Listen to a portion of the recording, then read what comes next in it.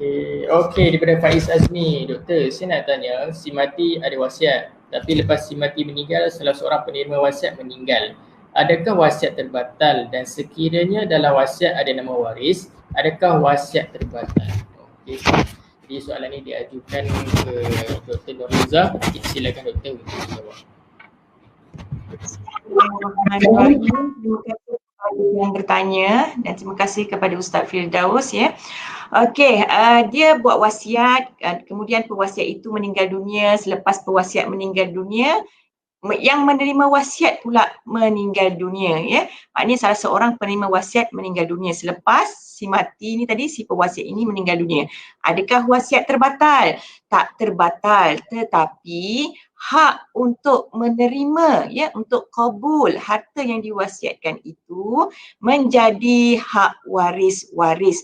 Sama ada waris-waris nak terima ataupun nak tolak wasiat yang dibuat oleh pewasiat kepada penerima wasiat. Ya, syaratnya pewasiat itu mestilah mati dulu sebelum penerima.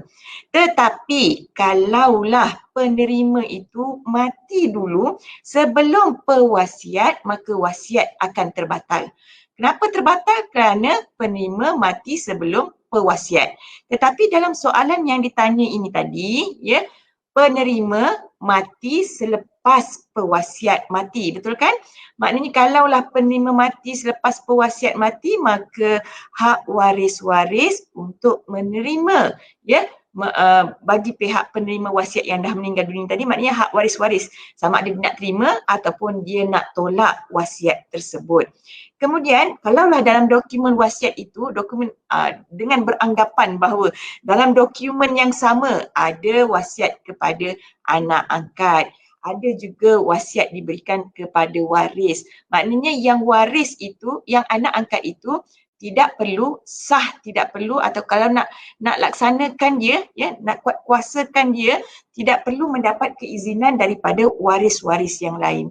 Tetapi kalaulah ya ada wasiat itu diberikan, wasiat dalam dokumen wasiat yang sama ada nama waris ya. Waris itu mestilah waris yang berhak mempusakai harta pusaka pewasiat ya. Maknanya dia tidak dihijab oleh waris-waris lain.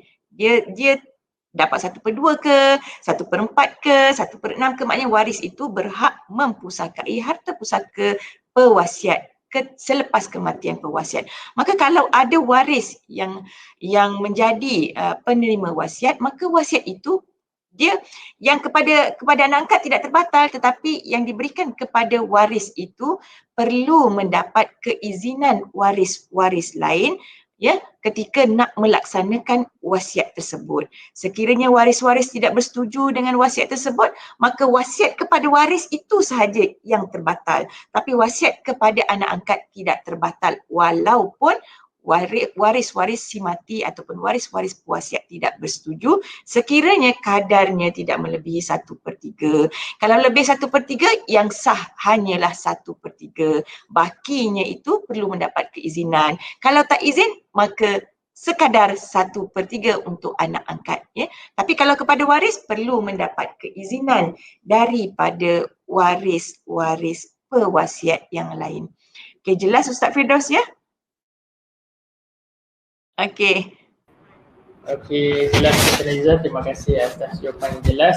Seterusnya adalah soalan yang terakhir daripada penonton. Jadi ada soalan.